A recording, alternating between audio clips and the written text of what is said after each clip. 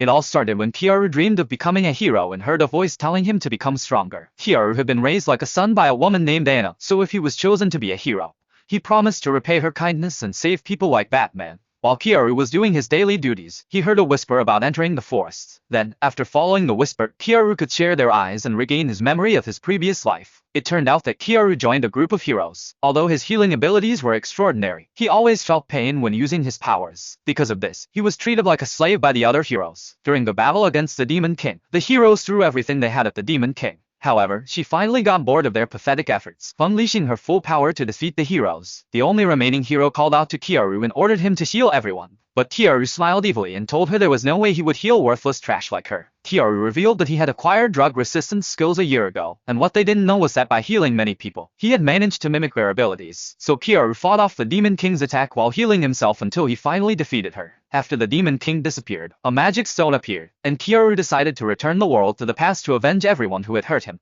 On his birthday, Keyaru was chosen as a hero, and a few days later, the kingdom's first princess, Flare, came to pick him up. Keyaru was invited to join her group of heroes to save the world from the demon threat. At first, everything went smoothly. Keyaru met the king to introduce himself. After learning about his powers, the king awarded Keyaru the title of Healing Hero. He was instructed to serve the kingdom because his powers were much needed. As he lay in bed that night, a court servant came to his room and tried to develop a plot with him. Keyaru pretended to be uninterested, but when they did, he used his predatory healing skills to steal their experience. So, he had 1 or 2 servants to play with and steal their experiences every night. Finally, the great swordsman Kuraha arrived at the palace, and they asked him to heal her. As Keyaru began to heal her, he saw and felt everything she had been through to the point where she had lost her aura. Kuraha's hand grew back, but Keyaru fainted after using his power. Flare was instantly disappointed and thought he was useless, so she would give him medicine or brainwash him so Keyaru could be useful. Keyaru, who pretended to be unconscious, was grateful that Flare's nature was the same as before. With this, he could continue his revenge plan without mercy.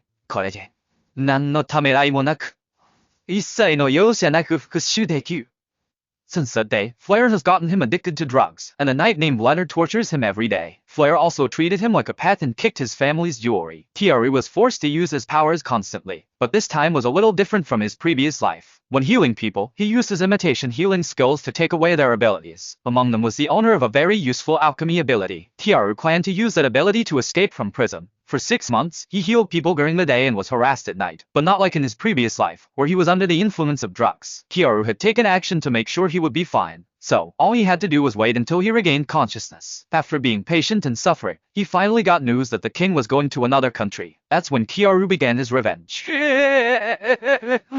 Keyaru used his power by disguising himself as Leonard's knight while the real Leonard was used as his replacement. That way, Flare didn't realize she was being set up. Then, when he was in Flare's room, Keyaru showed his true face. Keyaru had superior fighting skills for anyone else, thanks to his ability, so Flare had no chance to fight back. Flare promised wealth, fame, and power and said he could have it all like Gold B. Roger if he saved her wife. But Keyaru broke her other finger and said her lies could not affect him. Keyaru tried to punish her in various ways and used his magic to make the banana arise. Keyaru gave Flare 2 choices, whether she liked hot iron or preferred bananas. That's when Flare's fun night began, making Keyaru laugh like a madman. When he was finished, he pulled Flare to the mirror before erasing her memory and changing her face, thus ending Flare's life. Now, she lives as a different person. While Keyaru changed his appearance and name, he intends to continue using Flare as his partner. So, he will repeat his life the way he wants because he is the strongest healer.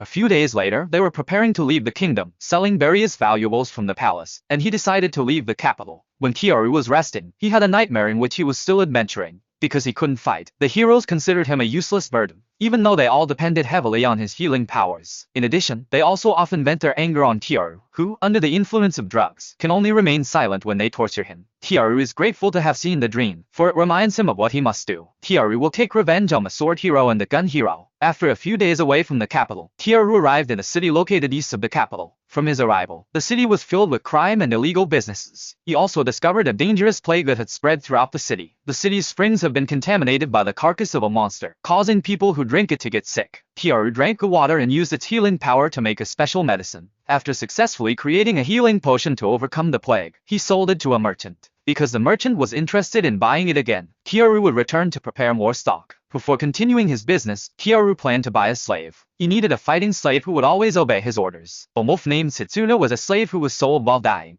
Even though she was sick and difficult to tame, Keyaru bought it because Setsuna had a grudge against the kingdom.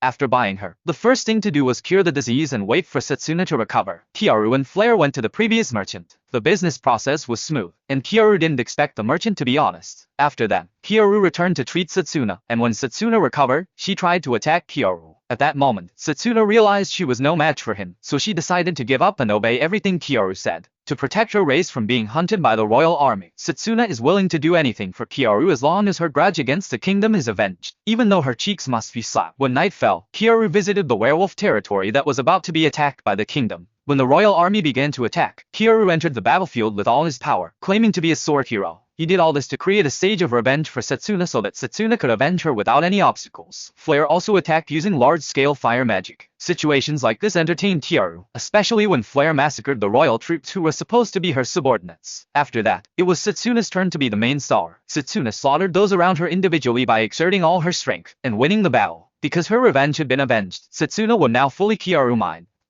After the source of the plague had been purified, it wouldn't be long before the plague in the city would end. Under these conditions, the merchant was planning to frame his business partner. Keyaru was forced to hand over the medicine recipe to them. Even though he was surrounded by many people, Keyaru remained calm and cornered his interlocutor. He also managed to sell the recipe for 500 gold coins. Keyaru made a huge profit, but they lost money because the recipe wouldn't work without using his blood. Moreover, the plague will soon be over, so they cannot profit from the sales. After receiving news that the royal army had been massacred, a swordsman named Kuraha would kill the culprit. According to the information she had obtained, Keyaru had attacked Wolf Village and massacred the troops protecting the village. Setsuna said the opposite happened, that Keyaru was the one who saved the village from the royal army. Unfortunately, Kuraha did not believe him and assumed that Keyaru had brainwashed Setsuna. Therefore, she immediately attacked Keyaru by mobilizing her full power. Kuraha was the most powerful sword user Keyaru had ever faced, but with his healing powers and accumulated fighting abilities, Keyaru could still keep up and overwhelm his opponent.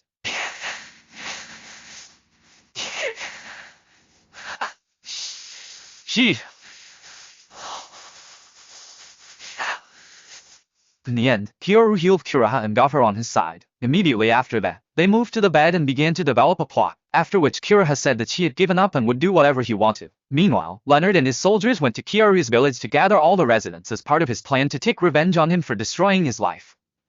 The next morning at breakfast, Kuraha, who had become a whipped sausage overnight, couldn't help but stick to Keyaru. Then they heard an announcement that anyone with information about Keyaru should meet them. After the announcement, Keyaru asked Kuraha to gather information about the villagers and kissed her before she left. Unfortunately, some of the villagers had been killed and accused the residents of being followers of a cult. Even worse, Leonard defiled Anna, a precious figure to Keyaru, in front of all the villagers. Knowing this made Keyaru very angry. To avenge all his actions, Keyaru framed Leonard and called Leonard an ignorant fool for underestimating him. Then Keyaru used his ability to scan his memory, which made him see how the soldiers invaded the village, took advantage of the women, and how Leonard defiled poor Anna. When Leonard woke up, he found that he had become a woman, and Keyaru told him that he would make him go through the humiliation and suffering that Anna had experienced. Keyaru threw the fool to the lustful men so that he would understand the pain and suffering of those weaker than him. Keyaru hoped this experience would fix him. Before leaving, Keyaru burned the place down, and after that, Keyaru rushed to find Anna and found her. Keyaru approached and tried to heal her, but it was too late. After he returned to his room, Flare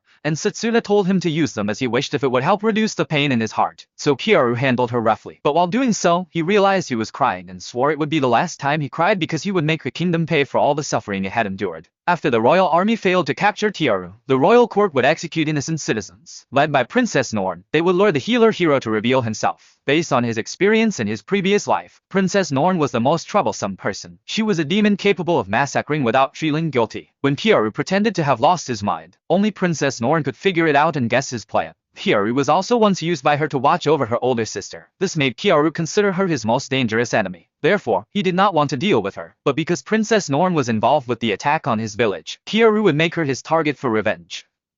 Villagers from Keyaru's hometown will be executed in the Colosseum on charges of killing the princess and burning down the palace. He is hated by everyone and is labeled a misguided hero. Even so, Keyaru still goes there, but he has no intention of surrendering or obeying them. He will continue to fight even though he has been threatened, because Keyaru always fights back. So one by one, the villagers are sentenced to death. However, this method was ineffective. No matter how many people died, Keyaru continued to fight and corner them. This left them with no way to deal with it, and in the end, the enemy used a magic circle to trap Keyaru. However, Flare and Setsuna had changed the magic seal so that the magic only affected the royal army. Then Flare pretended to be the princess and said that if she was still alive, Flare also managed to provoke all the citizens and make them side with Keyaru. In the end, the royal side suffered defeat. 皆さん、勇気と正義を信じない。Afterward, Keyaru continued his journey to Buranica, where demons and humans can live side by side. Before leaving, Keyaru received news that Princess Norn was on an expedition in the city. Although it would be very dangerous, he would continue on his journey because there was someone he wanted to meet, the demon king he had defeated in his previous life. Then they arrived at their destination city, which looked like a normal city, but after entering the restaurant, they saw creatures of various races living peacefully. Even Keyaru didn't expect to see demons and humans having lunch together. There are several reasons why this could happen. With the power of demonic creatures, humans can benefit from increased harvests. In addition, each race's advantages can also be mutually beneficial. While Keyaru and the others enjoyed their meal, another person joined them. She was a demon king candidate who would one day become the successor to the demon king. Although her appearance was slightly different, Keyaru could tell from the ability of his eyes that the person in front of him was a demon king candidate. A while later, a group of demons attacked. At that moment, Keyaru offered to save her in exchange for something. Since her body was poisoned, she had no choice but to ask for his help. Keyaru immediately saved her and took her to safety. The demon rescued by Keyaru, Ivris, is a demon from the Black Wing clan who is a candidate for a demon king. Keyaru said that 4 years from now, she would become the demon king, but Eve always denied it as if she didn't believe him. When Keyaru said he was one of the heroes, Eve immediately became aware of him and no longer denied that she was the Demon King candidate. Eve had a grudge against the current Demon King because many people from her clan had been killed, so Eve accepted Keyaru's offer to help her get revenge in exchange for the Demon King's heart. The next day, Eve woke up and witnessed Flare and Setsuna being whipped sausage. Keyaru unabashedly told her not to care about them because it was their daily routine. Keyaru told her that if she decided to live with them, she would have to get used to seeing them do it every day. Eve argued that she was a mature woman and it didn't matter to see them like that every day, so Keyaru approached her and showed off his big spinning duck, making Eve scream for her mother. The Black Winged Demons are a powerful demon clan. They have the unique ability to control monsters. Eve can control one type of monster, the bird of the god of death, called Caladrius. According to the legend, the bird can bring disease to the whole country. It seems difficult to control because a certain test is needed to tame the monster. They had to face countless diseases, and Keyaru reminded her that he was a healer, so no disease was too strong for him. To avenge the demons who caused chaos in the restaurant, Keyaru went undercover and traveled around the city looking for information about them. A few moments after arriving at the scene, Keyaru immediately confronted the previous demon. After that, he returned to the inn to make preparations. Then, when night had fallen, Keyaru and Setsuna went to their headquarters and eradicated them all. With this, revenge was settled, and now Eve could be a little calmer because no more demonic groups were targeting her.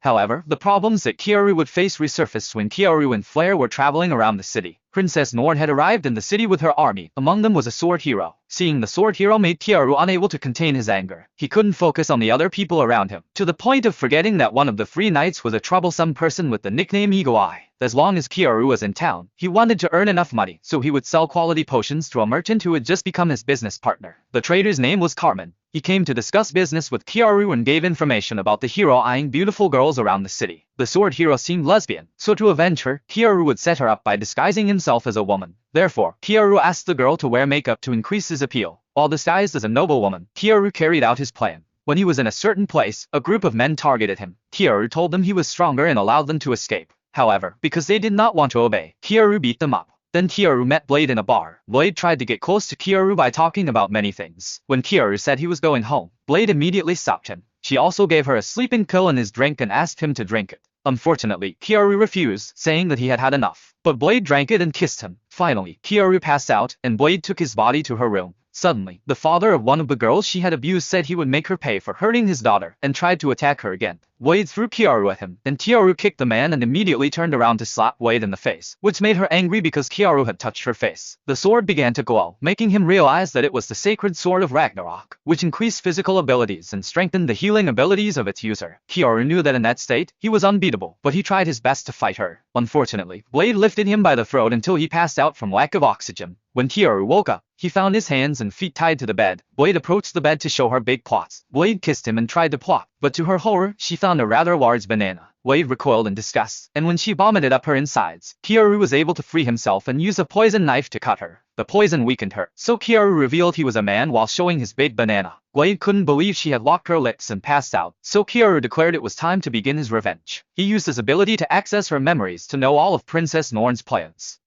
Blade was brought to an empty bar with 3 naked men beside her. When Blade realized what the men were going to do to her, she began to plead for her life. Keyaru said he would let her go if she could satisfy them until morning without being eaten. In the end, nothing was left for Blade, and the Ragnarok sword was once again a jewel Keyaru took, leaving them there. The next day, Keyaru visited Carmen's shop to sell high-quality potions. At the same time, a knight named Eagle Eye came to the shop. Looking at him, Setsuna could tell that the knight was powerful, so Keyaru needed a sacred weapon to win against him. Because he had already stolen the jewel belonging to Blade, he could enter into a contract to get the weapon he wanted, a weapon with destructive power and restoration that could give him immortality. Getting the divine weapon made him so happy that he immediately went to get Flare and Setsuna, wasting no time clapping them on the cheek. The news of the disappearance of the sword hero had already been heard by Princess Nord. She would continue everything according to plan. She gathered everyone in one place and then declared that she would save the city from the influence of the demons. Those who have lived side by side with the demons could not accept it, and they opposed the decision because it was the kingdom that had abandoned them. This was the situation that Norn was targeting.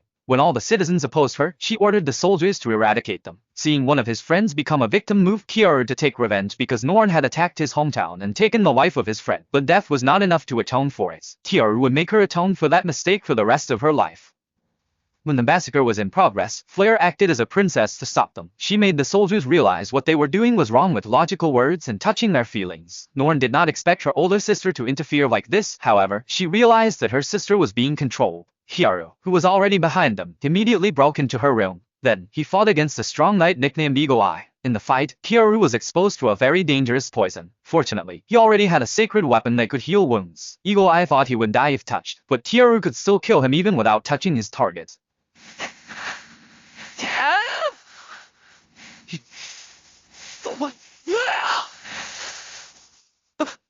After the Eagle Eyes was defeated, Princess Nord, who initially underestimated him, immediately became powerless. In the underground room, Keyaru would take revenge for the death of one of his friends and the destruction of his hometown. After realizing her mistake, Nord immediately apologized and asked for forgiveness. But because her actions could no longer be forgiven, Keyaru punished her mercilessly. He ordered Flare to start the show, which she happily did. At first, she resisted for a while but finally gave in to the embarrassment of the pleasure. Keyaru changed everything by doing the same to Flare before formatting her memory. After the drama, Keyaru met with the gang and introduced Norn before clapping them on the cheek. Meanwhile, the Black Man, a hero named Bullet, was ordered to hunt down Keyaru. A few days later, Keyaru ordered the girls to wait outside the city while he took care of some unfinished business. He brought flowers to Carmen's grave as a final tribute before promising to explore the world on his behalf. After that, he met the girls and vowed to hunt down Bullet and take revenge on him.